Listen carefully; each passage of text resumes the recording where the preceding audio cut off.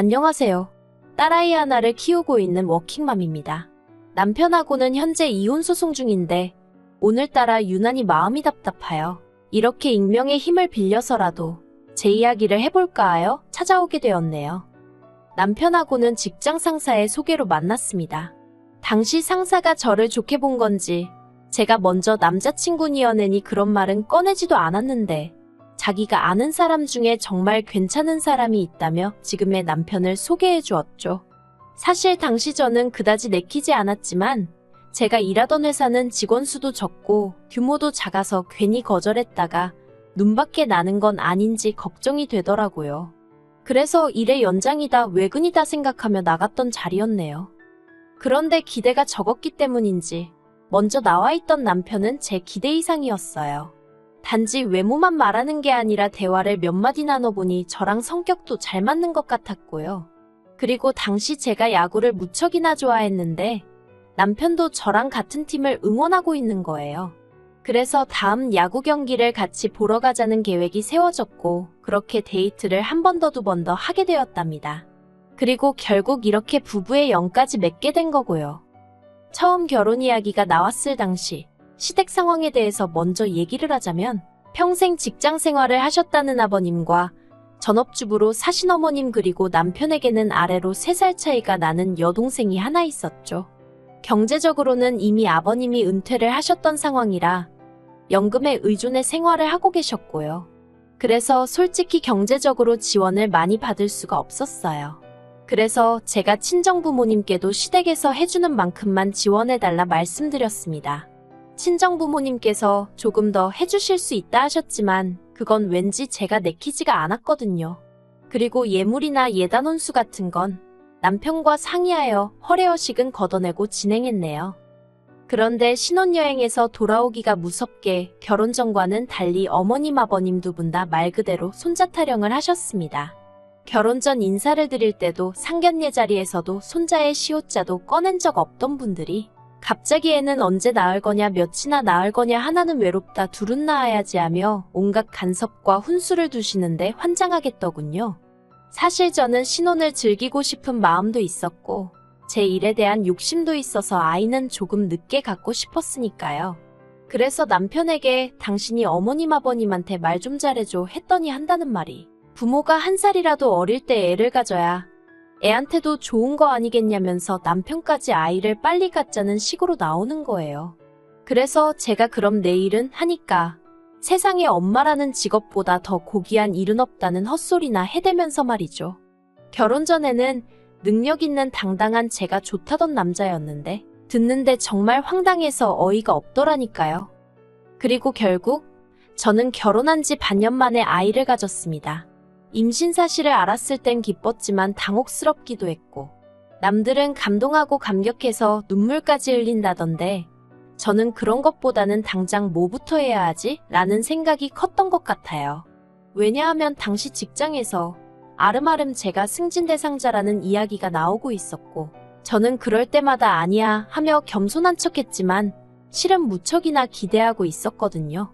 그래서 승진까지는 임신 사실은 숨겨야겠다는 생각을 하고 있었는데 그런데 저희 남편이 본인 말로는 너무 기뻐서 그 기쁨을 주체할 수 없었다면서 저희를 이어준 제 직장 상사에게 연락해 제가 임신을 했으니 너무 힘들게 하지 말아달라는 헛소리를 짓거렸더라고요. 그래서 순식간에 제 임신 소식이 알려지게 되었고 저는 꼭 임신 때문만이 아니라 다른 이유가 있을 수도 있겠지만 어쨌든 승진은 못했어요. 그때 정말 마음의 상처를 많이 받았죠. 게다가 출산 휴가를 마치고 왠지 모를 불안감에 육아휴직도 다 쓰지도 못한 채 바로 회사로 복귀를 했거든요.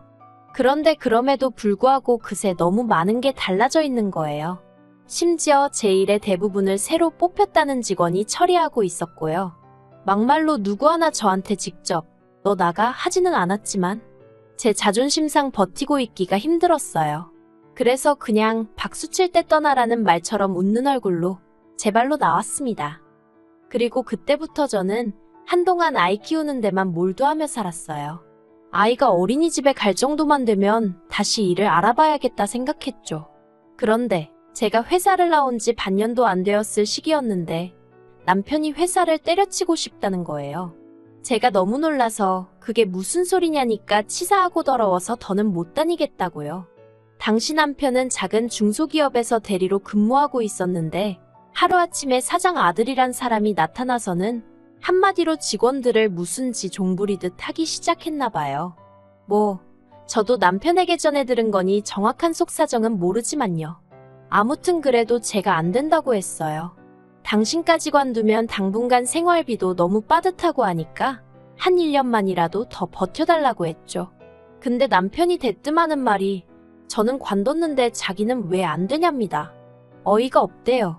제 아이기도 하지만 남편 아이이기도 하고 아이 탓을 하자는 건 결코 아니지만 아이 때문에 제가 회사에서 밀려나게 된 거나 마찬가지인데 다른 사람은 몰라도 남편은 알아줘야 하는 거잖아요. 그래서 남편더러 당신이랑 나랑 경우가 같냐고 미친 듯이 쏘아댔네요. 하지만 남편은 기어이 결국 제 의견은 무시하고 회사를 관두더라고요. 저는 그걸 도대체 용서할 수가 없었죠. 그래서 이후로 한 달 정도는 솔직히 제가 남편을 사람 취급도 안 해줬어요. 왜냐하면 회사를 관둔 건 이미 벌어진 일이니 어쩔 수 없다 치고 그러면 최소한 집안일을 돕는다던가 아이 봐주는 걸 같이 한다던가 자기도 뭘 좀 해줘야 하잖아요. 그런데 기껏 한다는 말이 애는 엄마가 잘 키우지 아빠가 뭘 할 줄 아냐입니다. 게다가 그래놓고는 이제껏 제대로 쉬어보지도 못하고 일만 했다며 재충전에 시간을 갖겠다고 하루 종일 TV만 보고 있거나 잠만 자거나 그러는데 그 꼴을 보고 있으니 정말 우라가 치밀더라고요. 그래서 결국 남편한테는 이혼 서류 한 장만 남겨놓고 아이를 데리고 친정으로 내려갔습니다. 막말로 친정아버지가 그래도 당신 사업을 하시니 그거라도 도우면서 살면 굶어 죽기야 하겠냐 싶었거든요. 하지만 얼마 지나지 않아 남편이 바로 뒤쫓아왔고 그렇게 친정부모님이 저희 부부 사이에 벌어지고 있던 일을 모두 알게 되셨습니다. 친정부모님은 남편더러 너무 실망이라며 그렇게 멋대로 살 거면 혼자 살지 결혼은 왜 했느냐고 남편을 나무라셨어요. 혼자 먹고 살래도 돈은 벌어야 하지 않냐며 그걸로 생색을 내는 게 한 집안의 가장이란 사람이 할 짓이냐 하시면서요.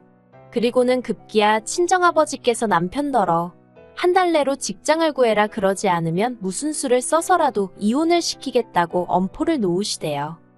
그리고 남편은 친정아버지의 불호령 덕분인지 아니면 정말 정신을 차린 건지 2주 만에 일자리를 구했습니다. 집에서 멀지 않은 곳에 있는 공장에서 3교대로 일하는 것이었죠. 남편은 자기 할 일만 정신 차리고 하면 되니까 오히려 사무직보다 나은 것 같다며 제 예상과는 달리 만족하며 다니는 듯 했어요. 하지만 남편의 스케줄이 소위 9시부터 6시까지가 아니라 하루는 날밤 새고 하루는 안 나가는 시기다 보니 육아에 있어서는 제가 더 힘들어졌던 게 사실입니다. 그래도 모든 게 제 입맛에 맞을 수는 없다고 생각하고 어떻게든 좋은 쪽으로 생각하려고 했죠. 그리고 어느덧 나이가 3살이 되던 시기에 대학교 때부터 친하게 지내던 언니한테 연락이 왔어요. 언니가 요새 어떻게 지내냐, 어디 다니는 데는 있냐 그런 걸 묻더니 혹시 집에서도 할 수 있는 일인데 한번 해볼 거냐고 묻더라고요. 그리고 들어보니 제가 전에 직장에서 하던 일하고 비슷한 일인 거예요. 그래서 당연히 하겠다고 했죠. 그래서 내친김에 아이는 어린이집에 보내기 시작했고 저는 저대로 재택근무로 일을 시작했네요. 그리고 그때부터 저희 가족에게도 나름의 안정된 시기가 찾아온 듯 했습니다. 1년 후에는 살던 집을 팔고 대출을 조금 받아서 이사도 했어요.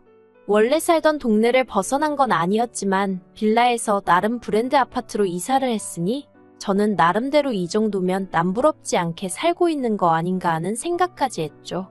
그런데 그 무렵 전혀 예상치 못한 소식을 듣게 되었습니다. 신우가 재혼을 하기로 했다는 거예요. 사실 신우는 남편과 제가 결혼할 때 이미 이혼을 한 상황이었어요. 비록 남편보다 나이는 어렸지만 대학을 졸업하기가 무섭게 바로 시집을 갔다가 남자 쪽이 너무 무능해서 아이만 데리고 나왔다고 들었네요. 이후로 시댁에서 시부모님과 함께 살았고요. 그리고 신우에 대한 제 감정은 좋을 것도 나쁠 것도 없었습니다. 같은 여자로서 젊은 나이에 혼자 애 키우고 사는 걸 보니 안쓰럽기도 했고 또 남편 여동생이기도 했으니까 딱한 마음도 있었고요. 하지만 그렇다고 신우가 성격이 언니하며 살가운 편도 아니었고 저 또한 쉽게 곁을 내주는 타입도 아니다 보니 서로 특별한 감정을 가질 이유가 없었달까요? 하지만 그런 제 기분과는 별개로 어쨌든 신우가 좋은 짝을 만나 결혼을 하기로 했다니 참으로 다행이다 싶대요. 그런데 어머님께서 하시는 말씀이 그 남자 쪽은 초혼이고 신우는 재혼인데 거기다 애까지 딸렸지 않냐면서 그래서 뭐라도 좀 해서 보낼까 하신다는 겁니다. 그리고 제가 거기다 대고 이러쿵저러쿵 할 말이 없었죠. 제가 남자 쪽 부모라도 신우의 상황이 부담스러운 건 사실이었으니까요. 그래서 뭘 해서 보내신단 거냐고 물었더니 일단 집을 팔고 이사를 하실 거래요. 두 분이 사시는데 불편하지 않은 정도로요. 그래서 저는 속으로 돈을 해주려고 그러시는구나 싶었습니다. 그리고 불현듯 제가 남편과 결혼할 때가 떠올랐어요. 우리 때는 얼마 안 해주셨는데 신우는 초혼도 아니고 재혼인데 얼마나 해주시려는 걸까 하는 좀 유치하고 한심한 생각이 들대요. 하지만 어머님 재산이고 어머님한테 신우가 어쨌든 아픈 손가락인 걸 알고 있었으니 그런 쓸데없는 소리는 당연히 안 했죠. 그런데 어머님이 이어 말씀하시기를 문제는 시조카를 데리고 살려면 못해도 방이 2개는 있는 집으로 이사를 해야 하는데 그런 집은 매물이 많지도 않고 그리고 사실 시조카를 봐주시는 게 이제 힘에 부친다면서 그리고 이때 저는 왜 나한테 이런 말씀을 하시는 거지 싶으면서 설마 싶고 불안하더라고요. 그리고 노래가사처럼 슬픈 예감은 틀리지가 않았어요. 어머님께서 이제 저희가 시조카를 좀 맡아주면 안 되냐고 하셨거든요. 저는 당연히 안 된다고 했어요. 막말로 며칠도 부담스러운데 어머님 말씀대로면 언제까지가 될지 기약이 없는 거였으니까요. 그래서 제가 그 남자 쪽에서 시조카 존재를 모르냐니까 안답니다. 아는데 시조카도 신우랑 재혼할 남자를 불편해하고 남자 쪽에서도 애까지 같이 사는 건 내켜하지 않는 눈치라나요. 그리고 신우가 어머님더러 그러더랍니다. 과거는 있고 다른 여자들처럼 알콩달콩 신혼도 즐겨보고 싶고 그렇다고요. 아니 아무리 그래도 그렇지 과거를 잊는 건 그렇다 쳐도 애를 어디 남의 집에다 맡길 생각을 해가면서 신혼 타령인 건지 이해가 안 되는 거예요. 그래서 어머님더러 신우 마음도 모르는 건 아니지만 저는 시조카를 봐줄 형편도 상황도 안 된다고 죄송하다고 했네요. 그러자 어머님께서는 너무 서운하다 하시더니 네 언니네 애들은 툭하면 놀러를 온다면서 그러는 거 아니랍니다. 황당했어요. 언니네 애들은 고등학생으로 딱 2번 놀러 왔었는데 그건 제가 사는 지역에 바닷가가 있거든요. 그래서 바다 구경한답시고 며칠 있다 간 게 전부인데 애들이 다 커서 제 손이 갈 필요가 없었어요. 밥도 자기들끼리 계란 후라이 하나에서 먹고 오히려 제가 피곤해 보이면 자기들이 나서서 청소도 하고 저희 애도 봐주고 솔직히 힘들긴커녕 도움을 받았는걸요. 하지만 시조카는 달라요. 어머님을 따라 몇 번 저희 집에 온 적이 있는데 일단 정말 손이 많이 갑니다. 입이 짧아서 냉장고에 한 번 들어간 반찬은 안 먹고요. 지 손으로 옷 하나 빨아입을 줄도 모르면서 그렇게 하얀 옷만 찾아댄단 어머님의 하소연도 한두 번 들은 게 아니에요.